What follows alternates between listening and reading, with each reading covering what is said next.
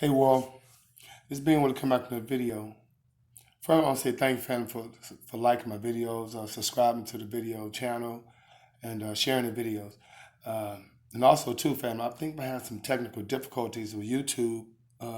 My comments have been disabled, and my notifications aren't getting out there. So I'm gonna try to find out what's going on that end. But I digress. I want to talk about today, fam. I didn't get a chance to elaborate on my last topic. I was talking about how senior citizens and some of the military veterans are having some issues because of living off of fixed income. Now, see, I don't know if you understand what living off of fixed income entails. If you living off $2,000 a month and that's all you have coming in, that's your only income, then that's a fixed income. All right. And so you have to really structure your whole spending, and expenses around this $2,000, especially if you don't have any other means of finances. And that's why it's important, like I say, to pay yourself first. It's never too early to start, saving money or get into the habit of saving, even if you're not really that, acclimated to investing and all of that, all what entails to do that.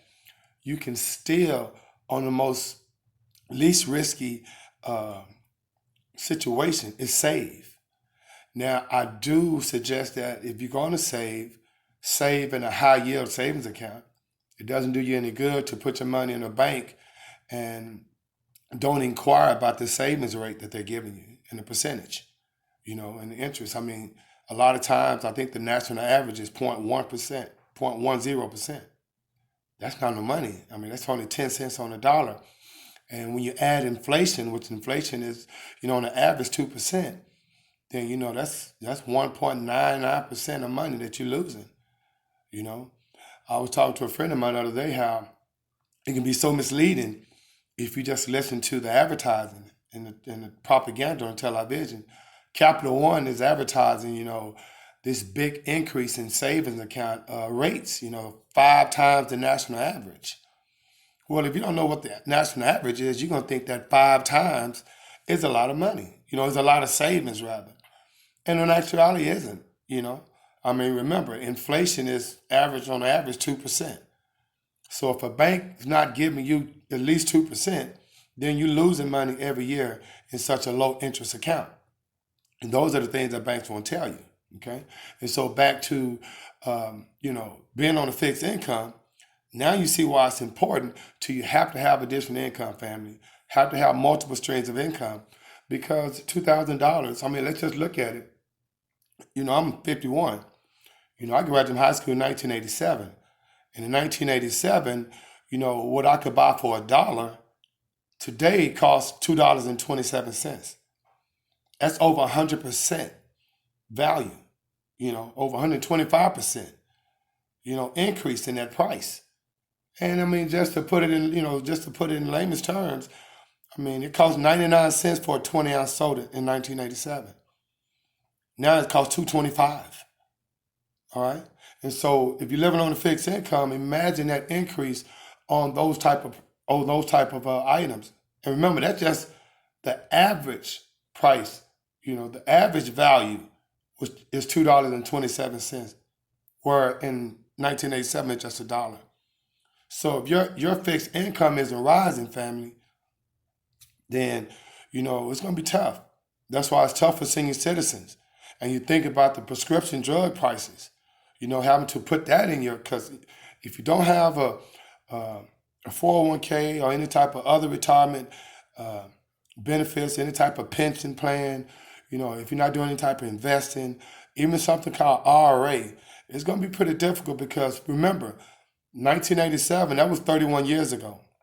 Okay, individuals are retiring now in 3 to 5 years from now. So just imagine how much money they would have to have made to even be comparable to having a nice uh, uh, way of life.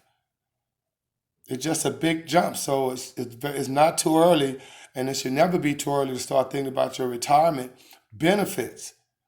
See, people say retirement, but oh, I'm young, I don't have to worry about that. But no, it's something you need to start thinking about because Right now, like I say, we're in 2020, and all the corporate analysts, all the billionaires, the pundits are saying, giving us all this data on what's going to cause a economic recession. They're not saying it for nothing. Okay, and so when you hear this a great economy, but then you have to look at, yeah, we got low unemployment, but we have low wage growth, so it's not matching. So it goes back to that inflation rate, you know, and it goes back to the fact that, I mean, if you just think about in 1964, the average uh, wage per hour was $11.35 an hour. That lasted all the way up into 2019. So the average United States wages was $11.35 uh, in 1964, all the way up to 2019. And then in November 2019, it got to $23.83. But I mean, come on, man. All right, that's not even including minimum wage jobs. And so if you've been working these type of jobs for 10, 15, 20 years, and your Social Security is not going to be up to par. All right.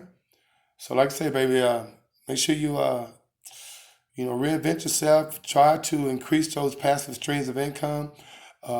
Try to make sure that you start putting back for your retirement, and having a plan. That's all. That always help. And like I said, I'm gonna try to look and see what's going on with my videos and with my comments. Get those back enabled. And in the meantime, between time, family, may the Most High start to bring you joy. And being with is out of 5,000.